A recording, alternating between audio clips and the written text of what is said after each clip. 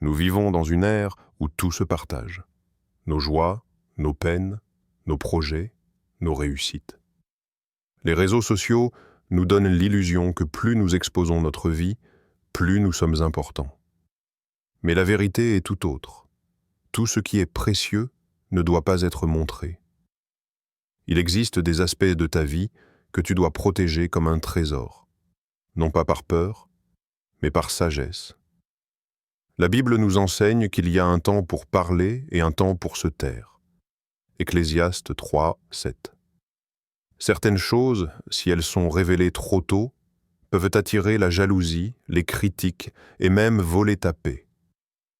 Aujourd'hui, je vais partager avec toi 4 choses qu'il vaut mieux garder pour soi, pour marcher dans la sérénité et sous la protection divine.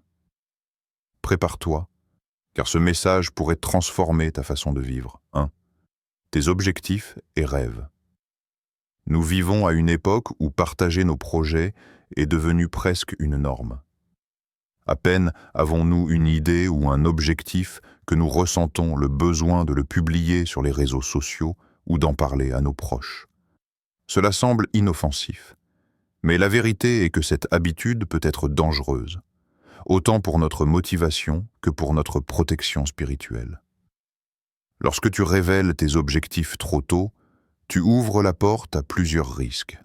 D'abord, il y a la jalousie. Même les personnes les plus proches de toi peuvent ressentir de l'envie, consciemment ou non. La Bible nous avertit à maintes reprises sur les effets destructeurs de l'envie. Proverbe 14:30 nous dit « Un cœur tranquille est la vie du corps, mais l'envie est la carie des os. » Quand tu annonces ton rêve, tu exposes ce rêve à l'opinion, à la critique et malheureusement à la jalousie. Mais ce n'est pas tout. Des études psychologiques récentes confirment que partager un objectif donne une illusion d'accomplissement.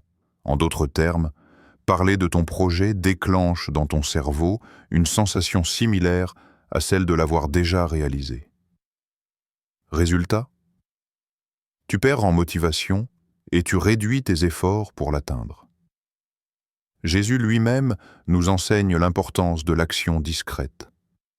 Dans Matthieu 6, 6, il dit « Mais quand tu pries, entre dans ta chambre, ferme la porte et prie ton Père qui est là dans le lieu secret. » Ce principe ne s'applique pas seulement à la prière, mais à la manière dont nous devons préserver nos démarches importantes à l'abri des regards. L'histoire de Joseph illustre bien ce danger. Dans Genèse 37, Joseph partage ses rêves avec ses frères. Au lieu de s'en réjouir, ils sont remplis de jalousie au point de comploter contre lui. Cette histoire nous rappelle que tout le monde ne peut pas supporter la vision que Dieu a placée dans ton cœur. Certains vont la critiquer, d'autres vont tenter de la détruire. Alors, que faire ? Garde tes objectifs entre toi et Dieu jusqu'à ce qu'ils prennent forme. Prends le temps de prier dessus, de les affermir et de les travailler en silence. Ce n'est pas que tu ne dois jamais demander conseil, mais choisis avec soin à qui tu confies tes projets. Assure-toi que ce sont des personnes matures, bienveillantes et spirituellement alignées. N'oublie pas, l'ennemi aime s'attaquer à ce qui est encore fragile. Un rêve à peine formé, exposé trop tôt, devient vulnérable. Quand tu le gardes dans le secret, tu laisses à Dieu le temps de le fortifier avant de l'amener à la lumière. En résumé, résiste à la tentation d'annoncer tes plans à tout le monde. Marche avec sagesse, et souviens-toi que ce qui est sacré mérite la discrétion. Protéger ton rêve, c'est protéger ta destinée. Comme il est écrit dans Habacuc 2:3. Car c'est une prophétie dont le temps est déjà fixé. Elle marche vers son terme, et elle ne mentira pas. Laisse le temps et Dieu faire leur œuvre avant de parler. 2. Tes problèmes familiaux. Chaque famille traverse des moments difficiles.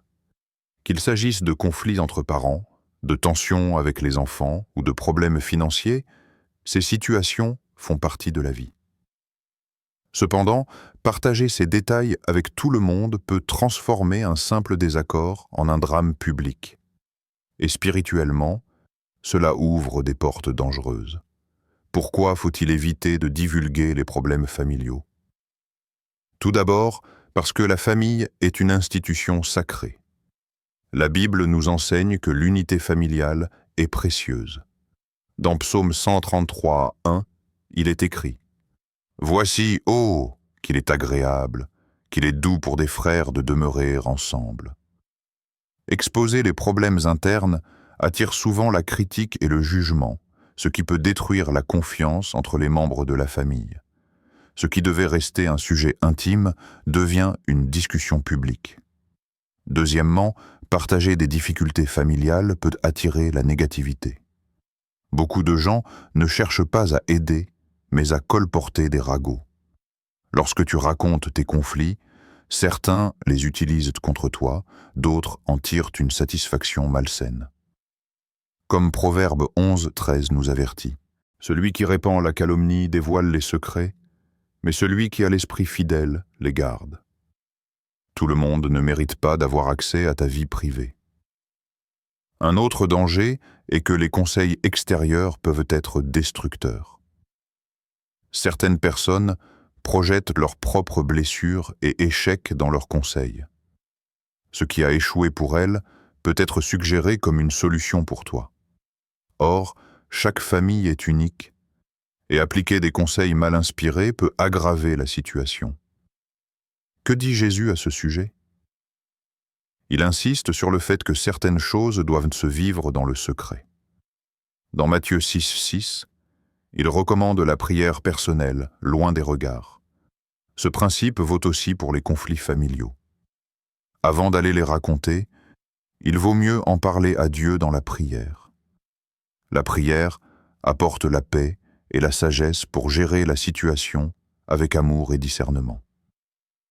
Un exemple biblique puissant. Regarde l'histoire de Noé dans Genèse 9, 20, 23.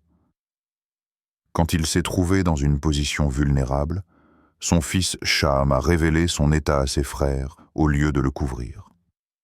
Résultat, la honte et la malédiction sont entrées dans sa lignée. Par contre, Sem et Japheth ont agi avec respect et discrétion, ce qui a attiré la bénédiction. Cette scène illustre parfaitement que dévoiler la nudité, au sens large, c'est-à-dire les faiblesses d'un proche, n'honore ni Dieu ni la famille. Alors, que faire? Si tu as besoin de soutien, choisis une ou deux personnes de confiance, matures spirituellement, qui sauront garder le silence et prier avec toi. Sinon, garde tes difficultés entre toi, ta famille et Dieu. Plus tu protèges ton intimité, plus tu facilites la guérison et la réconciliation. En conclusion, ta famille est ton cercle sacré.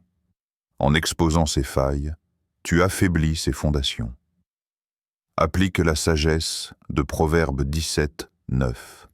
Celui qui couvre une faute cherche l'amour, et celui qui la rappelle dans ses discours divise les amis. Sois un constructeur d'amour, pas un amplificateur de conflits. Rappelle-toi, une famille protégée dans le secret est une famille qui a plus de chances de guérir. 3. Tes finances. L'argent est un sujet sensible, et pourtant beaucoup en parlent trop librement.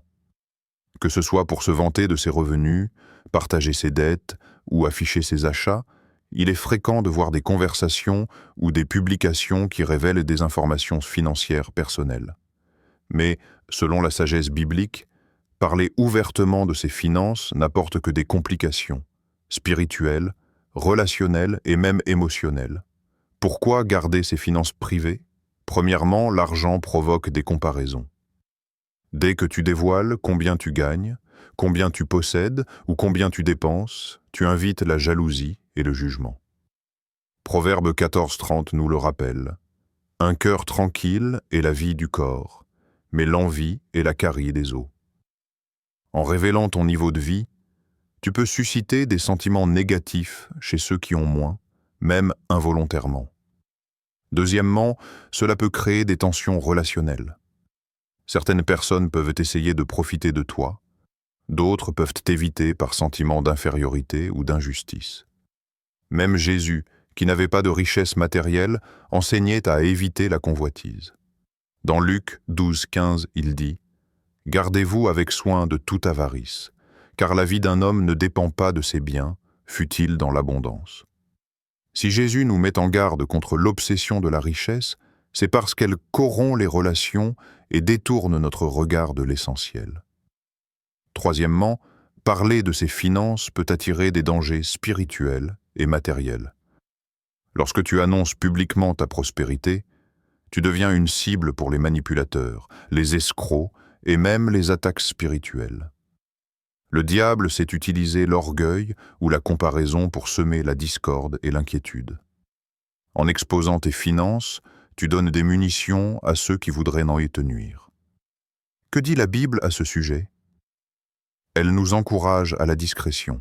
Proverbe 11, 13 affirme « Celui qui garde la bouche et la langue préserve son âme des angoisses. » Cela inclut les conversations sur l'argent. De plus, Jésus parle dans Matthieu 6, 3 « Que ta main gauche ne sache pas ce que fait ta droite. » Bien que ce verset concerne la charité, le principe est clair. Ce que tu fais de ton argent n'a pas à être connu de tous. Exemple spirituel et pratique. Observe les personnes riches et célèbres. Leur richesse attire des critiques constantes, des procès, des relations intéressées. Avant leur fortune, elles vivaient dans la tranquillité. Après, elles sont devenues la cible des médias et des manipulateurs. Cela prouve que la richesse affichée attire le microscope du monde. Même dans les Écritures, Job, lorsqu'il était prospère, était entouré. Mais dès qu'il a tout perdu, il a été abandonné. Job 19, 13, 14. Cette réalité existe encore aujourd'hui. Que faire concrètement?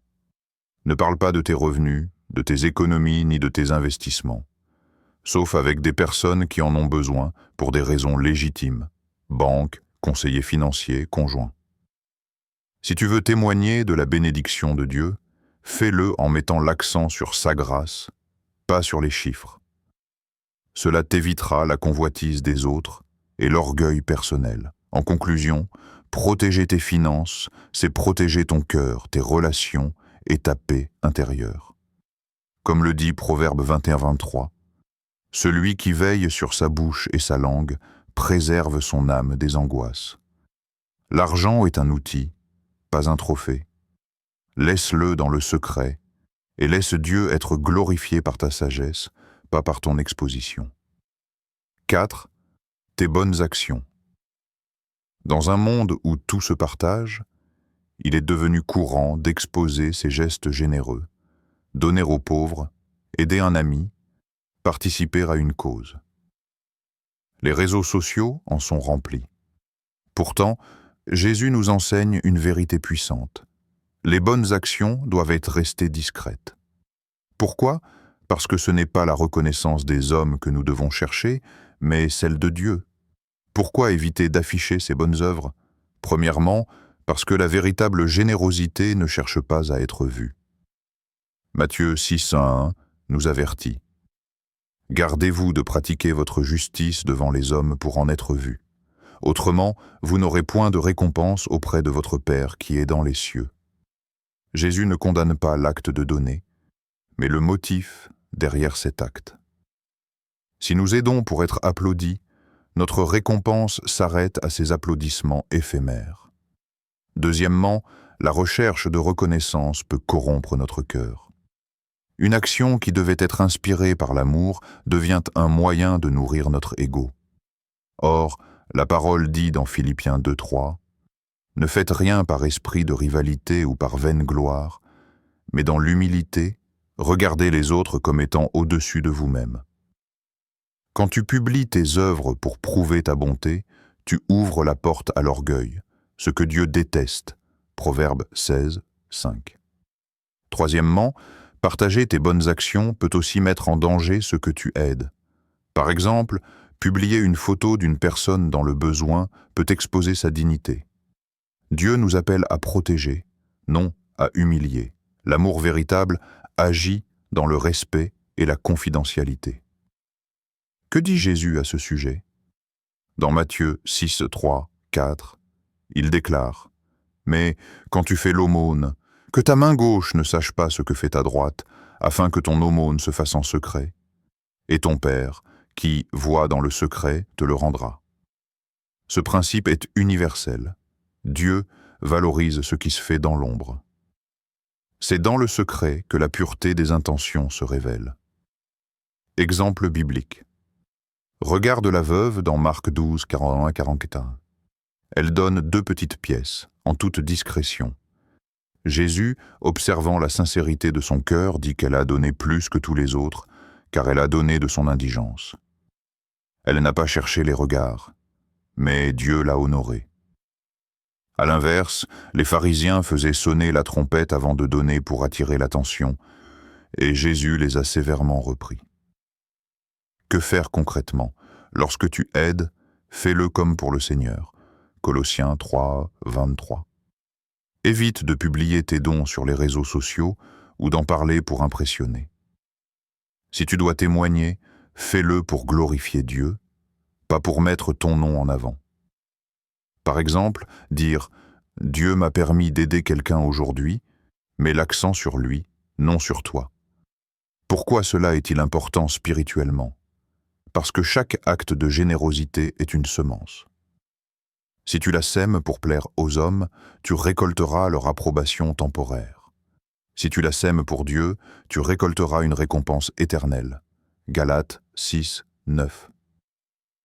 En conclusion, ne cherche pas à être applaudi par le monde. Cherche à être approuvé par Dieu. Souviens-toi de Matthieu 6, 4. Et ton Père, qui voit dans le secret, te le rendra. L'humble secret vaut plus aux yeux du ciel que 1000 likes sur la terre.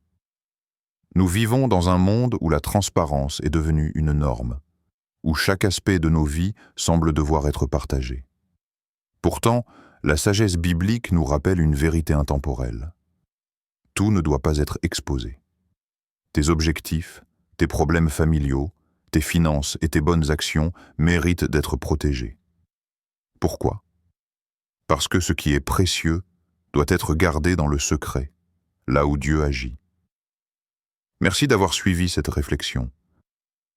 Si ce message t'a parlé et que tu veux recevoir d'autres enseignements pour t'inspirer et renforcer ta foi, abonne-toi à la chaîne dès maintenant.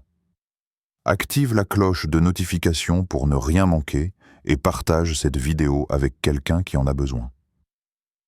Ensemble, bâtissons une génération qui marche dans la sagesse et la lumière de la parole. N'oublie pas, certaines choses sont plus fortes lorsqu'elles restent secrètes. Choisis la sagesse, choisis la paix. À très bientôt.